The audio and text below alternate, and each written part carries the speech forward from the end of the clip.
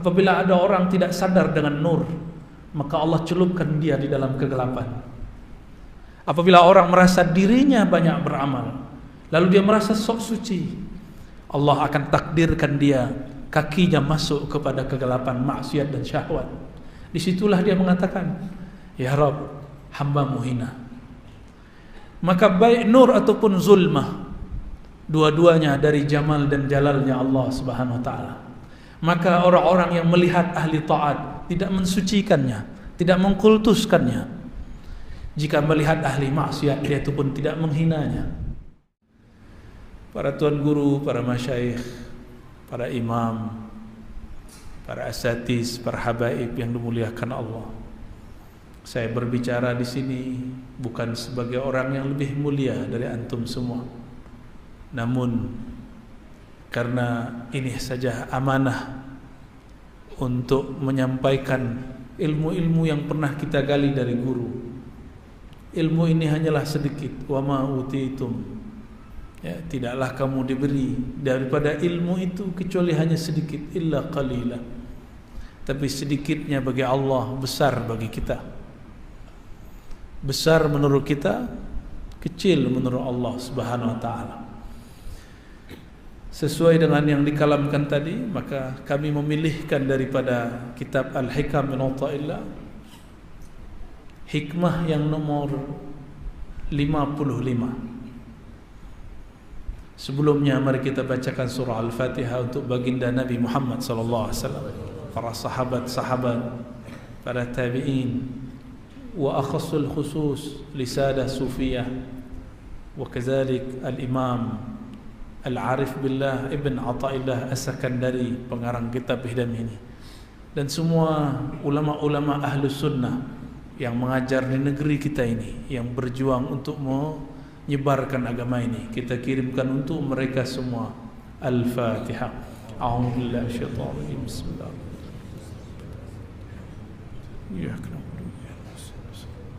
Shiratal ladzina an'amta 'alaihim ghairil maghdubi 'alaihim waladdallin. Semoga Allah membukakan berkah Al-Fatihah ini kalbu kita yang tertutup, memberi cahayanya jika ada kegelapan di dalamnya. Qala al-anwar matayal qulubi wal asrar. Al-anwar jamak plural daripada nur, cahaya-cahaya. Cahaya-cahaya itu adalah pecahan daripada nur Sayyidina Muhammad sallallahu alaihi wasallam. Karena dalam ilmu ma'rifatun nur Sayyidina Muhammad sallallahu alaihi wasallam, tatkala Allah meniupkan ruh yang suci, yang kemudian ia sebut namanya Ahmad, maka ia berikan dia pakaian bernama Nur Muhammad sallallahu alaihi wasallam. Lalu Allah menataplah kepada sang nur itu. Jika kita ditatap oleh seseorang yang mulia, adakah ia kita cintai atau kita segani? Maka kita berkeringat. Ini analog kiasnya. Maka sang nur pun berkeringat. Keringatnya mengeluarkan cahaya. Cahaya itulah yang disebut pecahan al-anwar. Cahaya-cahaya nur Nabi Muhammad sallallahu alaihi wasallam. Darinya lah alam semesta tercipta. Darinya lah surga, neraka, arash, semuanya tercipta. Bahkan dikatakan dalam kitab Sidi Syekh Abdul Qadir Al-Jilani qaddasallahu sirra, yang berjudul Sirrul Asrar, bahwa arash baru dicipta setelah Allah menciptakan Nur Muhammad sallallahu alaihi wasallam 4000 tahun. Maka seringlah kita bertanya kepada murid, pada para santri, para bahkan ikhwan, para masyayikh, lebih utama manakah arash atau Sayyidina Muhammad sallallahu alaihi wasallam? Saya pun mau tanya kepada orang Malaka ini, lebih mulia Nabi Muhammad atau arash? Arash? Lebih dahulu nur Sayyidina Muhammad SAW atau Arash? Arash itu dicipta dari nur zatnya Sayyidina Muhammad SAW. Maka saya tanya lagi, mana yang lebih mulia? Arash itu Baitur Rahman, maka disebut Ar-Rahman 'alal 'arsy istawa. Allah yang Maha Kasih istawa. Istawa secara harfiah artinya merata-rata, menyamakan, meratakan. Apa yang ia ratakan? Rahmaniyahnya.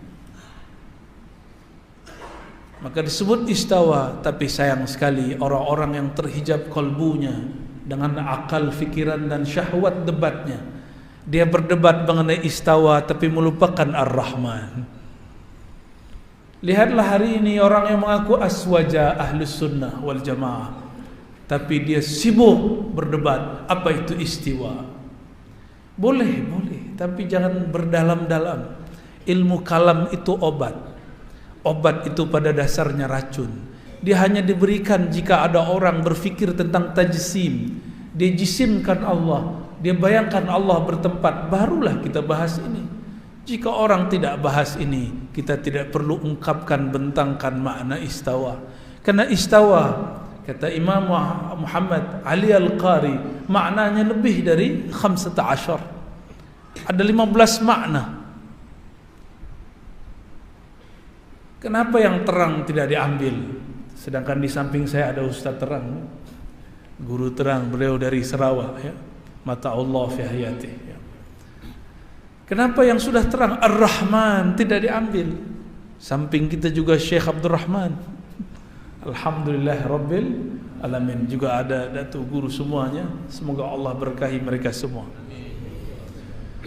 Ar-Rahman 'alal 'arsy istawa. Allah yang Maha Rahman. Namun beberapa ahli ma'rifat mengatakan Allah menamakan Nabi Muhammad SAW dengan nama dirinya. Wabil mu'minina raufur rahim.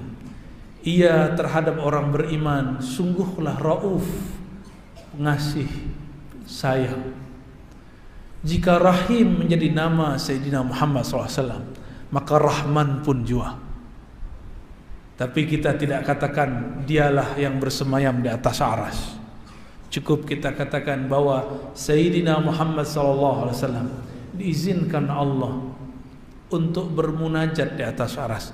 Maka al-arsyu bukanlah tempat Allah bersemayam seperti yang dibayangkan orang awam, tapi itu adalah tempat memandang Allah Subhanahu wa ta'ala.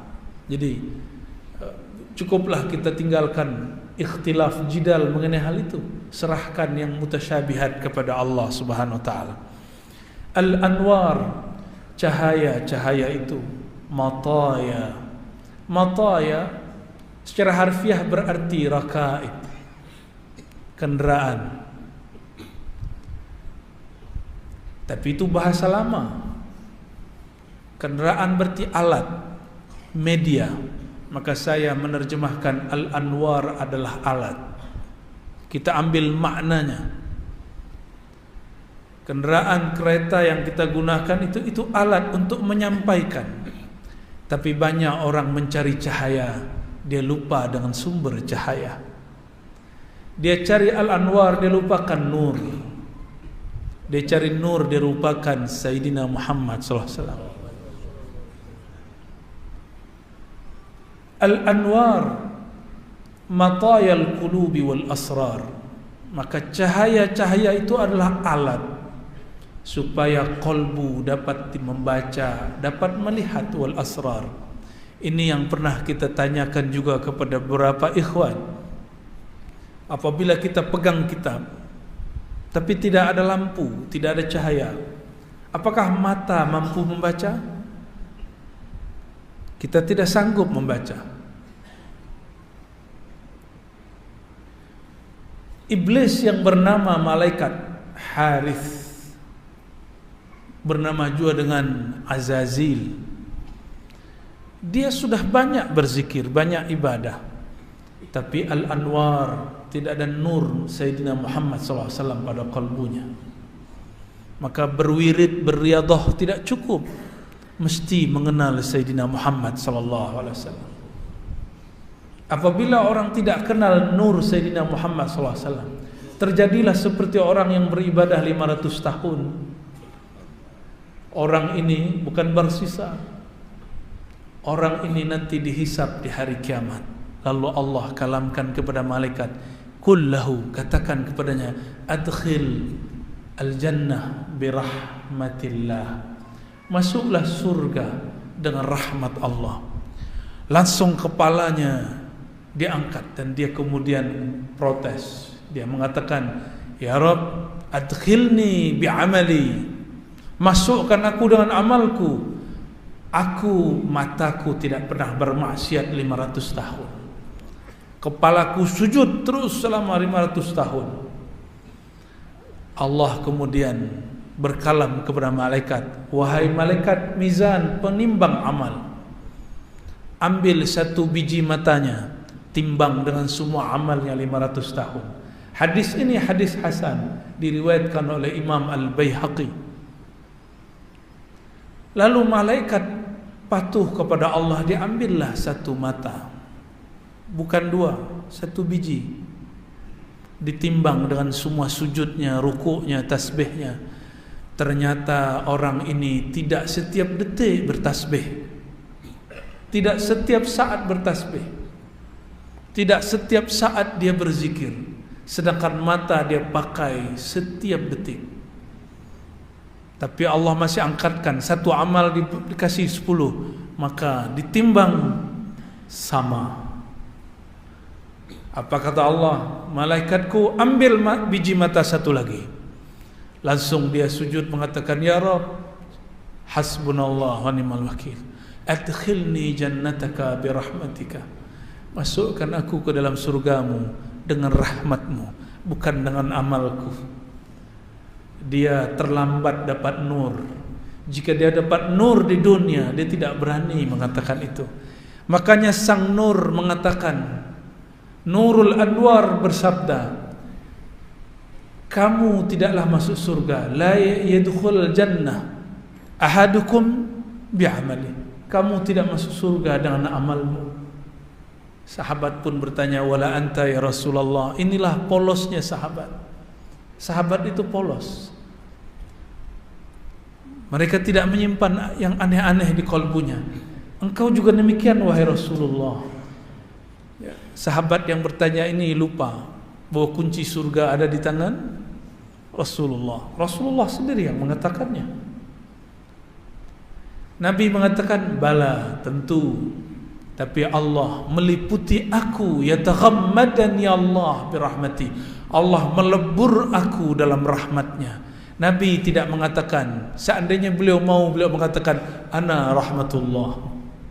Tapi beliau hanya mengatakan, inilah adabnya seorang Nabi Muhammad SAW.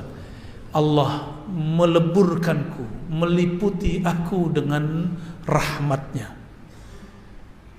Jika rahmat Allah meliputi Sayyidina Muhammad SAW, adakah terlihat di situ makhluk? Kullu man 'alaiha fan. Semua aja binasa kecuali wajah Allah Subhanahu wa taala, wajah rahmaniyah ya Allah Subhanahu wa taala. Sahabat-sahabat akhirnya bermakrifat. Maka mereka yang mendengarkan kalam ini tidak akan berani mengatakan, ya Rabb, masukkan aku surga dengan amalku. Tidak berani, ya. Al-anwar matayal qulubi wal asrar. Maka dengan cahaya kalbu dapat membaca isyarat-isyarat Allah. Wal asrar, asrar jamak daripada sir. Sir itu adalah maktabatul ruh, di mana ruh menyimpan maklumat-maklumat yang disebut ilmu laduni. Sebenarnya setiap saat, setiap detik Allah menurunkan ilham Rabbani ke dalam ruh tanpa huruf, tanpa suara, bila harfin wala sautin, namun maknanya disimpan di dalam sir. Lalu qalbu yang bening akan mampu membacanya, barulah dia menjadi pengetahuan ma'rifat, barulah menjadi kitab Al-Hikam, barulah menjadi kitab Ihya Ulumuddin, barulah jadi kitab Minhajul Abidin, setelah dia dibaca oleh ruh, oleh qalbu. Dan qalbu tidak mungkin membacanya kecuali jika ada nur Sayyidina Muhammad sallallahu alaihi wasallam. Lalu bagaimana cara kita hendak melimpahkan nur dalam qalbu? Karena nur bukan milik kita tapi milik Allah. Allahu nurus samawati wal ard. Allah lah pemilik nur langit dan bumi. Langit itu sebutan lain untuk ruh, bumi itu sebutan lain untuk tubuh. Tubuh ini dari bumi, ruh bertempat di langit sana. Maka boleh disebut Allahu nurus samawati wal ard. Allah lah sumber cahaya ruh dan jasad. Maka kita meminta kepadanya, dan Allah memberikan jalannya. Apa jalannya? Ya ayyuhalladzina amanu sallu alaihi wa sallimu taslima. Wahai orang beriman, dialah nurku, bersolawatlah kepadanya sekali, maka nurku Muhammad sallallahu alaihi wasallam aku limpahkan kepadamu 10 kali. Man shalla alayya sallallahu alaihi asyara marrat. Siapa yang bersolawat kepadaku sekali, Allah bersolawat dengan nurnya 10 kali. Maka orang-orang yang qalbunya kurang mendapatkan cahaya, perbanyaklah salawat kepada sang cahaya Sayyidina Muhammad sallallahu alaihi wasallam. Allahumma salli wa sallim wa barik alaihi. Lalu pada hikmah berikutnya, an-nuru jundul qalb kama anna zulmata jundun nafs. Cahaya itu adalah tenteranya qalbu, askarnya qalbu. Jadi qalbu tidak cari cahaya, tapi ahli kebatinan mencari cahaya, cahaya yang kita sebut cakra, latifah. Kita tidak menyembah cahaya itu. Umat Sayyidina Muhammad tidak pernah menyembah Sayyidina Muhammad sallallahu alaihi wasallam. Cahaya itu cuma hanya menjadi rakaibuhu, hanya menjadi kendaraan menuju Allah Subhanahu wa taala. An-nur jundul qalb. Maka nur Sayyidina Muhammad SAW itulah tenteranya qalbu. Sebagaimana zulmah, jika nur itu dari jamalnya Allah, maka zulmah daripada jamal apa kawannya? Jamal jalal. Zulmah, kegelapan adalah tenteranya nafsu, jiwa. Tapi semuanya milik Allah. Apabila ada orang tidak sadar dengan nur, maka Allah celupkan dia di dalam kegelapan. Apabila orang merasa dirinya banyak beramal, lalu dia merasa sok suci, Allah akan takdirkan dia kakinya masuk kepada kegelapan maksiat dan syahwat. Disitulah dia mengatakan, Ya Rabb, hamba-Mu hina.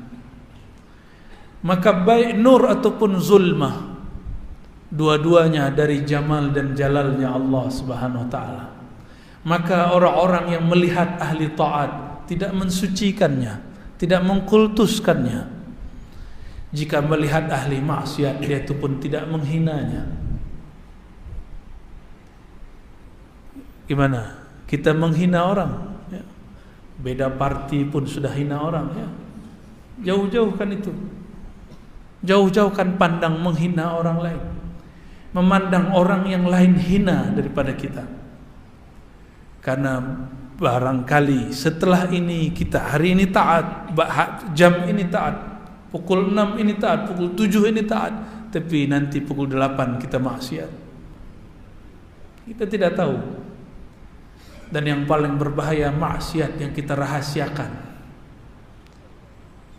Maka jika ada orang memuji kita, cukup katakan, Ya Rabb, Engkau maha tahu aibku. Seandainya manusia tahu aib kita, siapa yang mau berkawan dengan kita? Tapi Allah Maha tahu aib kita dan tidak pernah meninggalkan kita semua. Ma wadda'aka rabbuka wa ma qala. Fa idza arada Allah an yansura 'abdahu amaddahu bi junudil anwar. Apa tanda-tanda orang mendapatkan cahaya? Allah kirim kepadanya tentara-tentaranya. Dan nur di sini boleh diartikan ilmu. Tapi adakah ilmu tanpa muallim? Adakah ilmu berjalan sendiri? Kitab tiba-tiba kira kitab masuk ke kepala? Ada? Itu khayalan anak-anak, budak-budak kecil. Nonton film kartun. Huruf-huruf pindah ke dalam kepala. Tidaklah ada ilmu kecuali ada wadahnya. Itulah muallim. Oleh karenanya kita wajib ta'zim kepada muallim, karena dialah wadahnya anwar. Dialah pewaris. Al-ulama warasatul anbiya. Para ulama itu pewaris para nabi, bukan pewaris para rasul, pewaris para nabi. Karena kerasulan inqata'at, sudah berhenti. Tapi cahaya nubuwat masih Allah wariskan kepada para ulama. Maka para nabi dulu tidak sekolah, tidak ngaji di pondok, tidaklah PhD, tidaklah baca Sahih Bukhari dan Muslim. Karena Sahih Bukhari Muslim berasal dari Sayyidina Muhammad SAW yang ummi itu.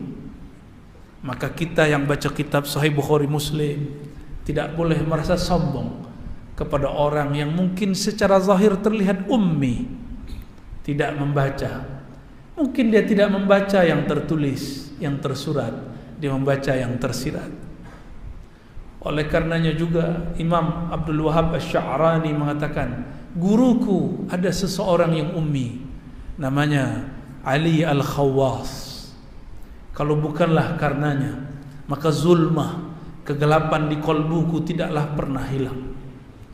Imam Abdul Wahab Sya'rani hafal Sahih Bukhari, khatam Sahih Muslim, khatam Fathul Bari 5 kali, khatam syarah Imam Nawawi terhadap Muslim 3 kali. Maka dikatakan, bagian bab dan fasal manapun yang engkau mau aku syarahkan, bentangkan kepadamu. Tapi beliau mengatakan, yang dapat menghancurkan zulmah di kolbuku itu berkah nur yang ada di kolbu Sayyidi Syekh Ali Al-Khawwas, yang la yaqra wa la yaktub, tidak mampu membaca yang tersurat, tapi dia baca apa yang tersirat di dalam kolbuku. Ternyata Imam Sya'rani sama senasib dengan Imam Ghazali dahulu kala. Imam Sya'rani yuhibbul jah, menyukai viralitas, viral, popularity, suka syuhrah, ingin dipuja-puji sebagai orang alim, ahli ilmu. Tapi dia sendiri merasakan, kenapa zikirku tidak nikmat? Kenapa salatku tidak khusyuk? Kenapa hatiku gelisah? Kenapa hatiku merasa lebih alim dari orang di sampingku? Berguru ke banyak masyayikh, bertambah ilmu, bertambah sombong, bertambah ilmu, bertambah keinginan untuk berjidal, berdebat. Akhirnya dia istikharah, dapatlah isyarah, bertemu dengan Sayyidi Syekh Ali Al-Khawwas. Apa kata Sayyidi Syekh? Wahai Sya'rani, jika engkau hendak usul sadar bertuhan, ingin melimpah nur ke dalam kolbumu, maka engkau harus mentalak dunia dari kolbumu. Apakah dunianya Imam Sya'rani? Dia cinta bukunya, dia berbangga dengan karya-karyanya, taklif-taklifnya, kitab-kitab yang dia karang. Kata Imam Ali Al-Khawwas, ahrikhu aw anfiqhu, bakarlah ia atau infakkan. Maka dia lihat kitabnya yang fihi al-kibr wal-ujub, yang di dalamnya ada kesombongan menulis, dia bakar. Setiap kali dia bakar kitabnya, terbakarlah zulumat di dalam kolbunya. Jika ada kitab bermanfaat, maka dia jual. Satu kitab harganya ribuan dinar. Itu kitab tidak diambil dan tabung, masuk ke dalam cardnya. Ya, kalau kita bagaimana? Masuk card ya, masuk tabungan. Beliau tidak, dibagi-bagi. Setiap kali dia membagi, maka hubbud dunyanya hilang, pun dia bagi. Akhirnya masuklah nur, datang kepada Sidi Syekh Ali Al-Khawas. Dari awal ngaji sampai akhir, matanya senantiasa berlinang, qalbunya bercahaya terang benderang. Ma'rifat Sayyidina Muhammad SAW tiada lagi penghalang.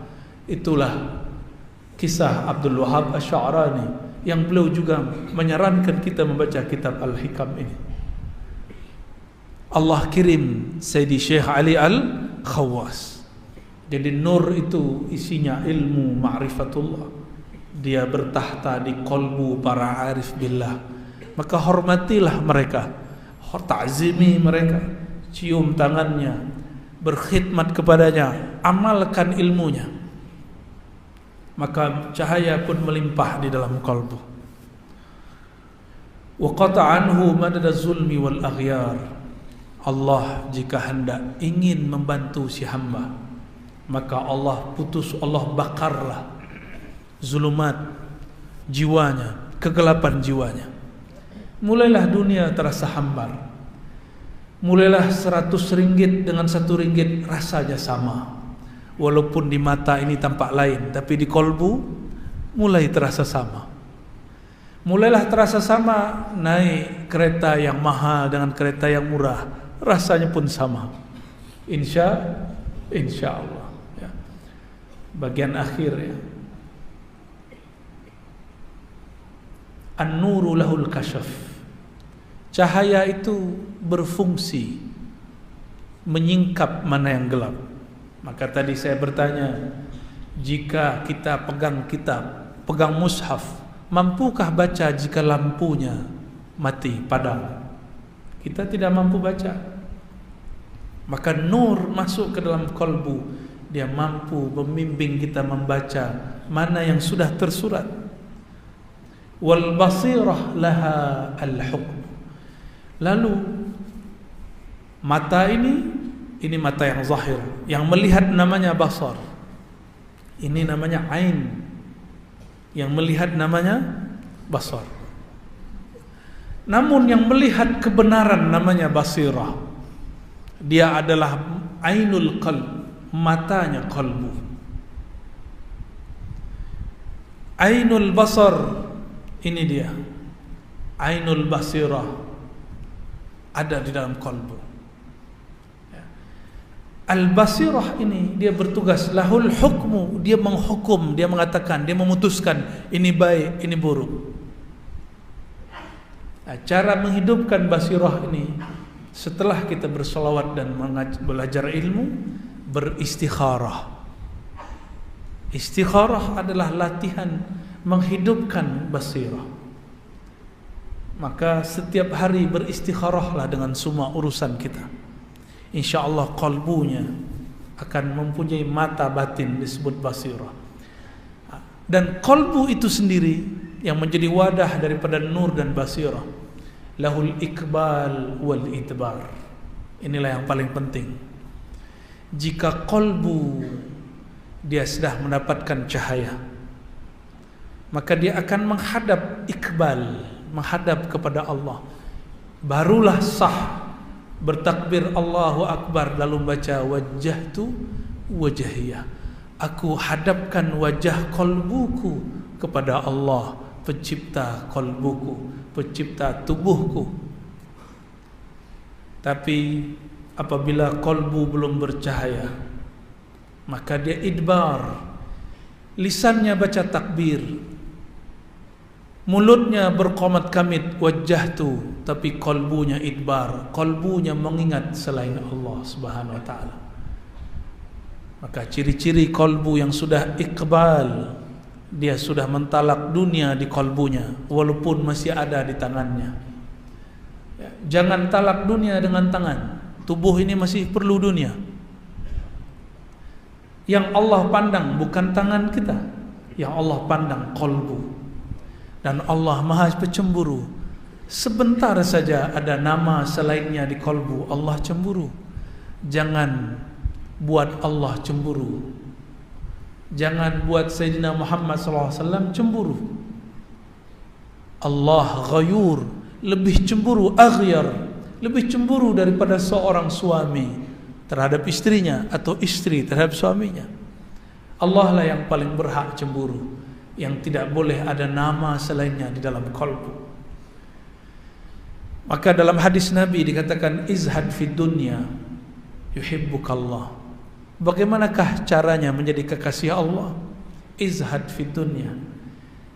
Zuhudlah di dalam dunia, bukan anid dunia. Berarti bukan izhad tinggalkan dunia, bukan. Engkau bergelimang dunia, tapi izhad fid dunya. Tapi jangan masukkan dunia ke dalam qalbumu. Yuhibbukallah, Allah langsung cinta kepadamu. Kalau kita suka meminjam memakai punya kawan, punya tetangga, tetangga tidak senang. Izhad fima biaidin nas. Tahanlah dirimu, jangan gunakan punyaan kawan-kawanmu, tetanggamu, maka kawanmu akan senang kepadamu. Coba kawan kita yang suka pinjam duit, jika dia call kita, angkat enggak? Enggak. Wah, minjam duit lagi nih ya. Tutup. Ketuk pintu, sepertinya mau pinjam kereta lagi nih ya. Kita kunci pintu. Begitu juga Allah Subhanahu wa taala. Bapak Ibu tahu, tuan puan, sahabat, saudara-saudari dimuliakan Allah, inilah sedikit mengenai hikam. Ya, masih banyak yang belum kita syarah mengenai hikam. Ya. Semoga Allah Taala melimpahkan nur di dalam kalbu. Bagaimana caranya? Perbanyak salawat. Ya. Tapi sebelum bersalawat, mulai dengan syahadat. Setelah syahadat, bersihkan dulu anggota tubuh dan bersihkan juga kalbu, sehingga nurnya tidak campur aduk dengan cahaya, dengan kegelapan. Kalau nur campur aduk dengan kegelapan, menjadilah pelangi, kalbunya nanti tidak jelas. Bersihkan dulu, istighfarkan dengan istighfar batin ya. Baru setelah itu bersolawat. Maka siapa yang belum mantap, belum kuat azamnya mengambil ilmu dari seorang syekh, perbanyaklah solawat. Karena solawat ala Nabi SAW mursyidun yurshiduhu ila syaikhihi. Nanti solawat dia akan hantar dia kepada mursyid. Maka ciri-ciri orang-orang dapat cahaya, dia cinta solawat. Dan yang kedua, dipertemukan dengan guru yang di kalbunya bertahta nur Sayyidina Muhammad sallallahu alaihi wasallam.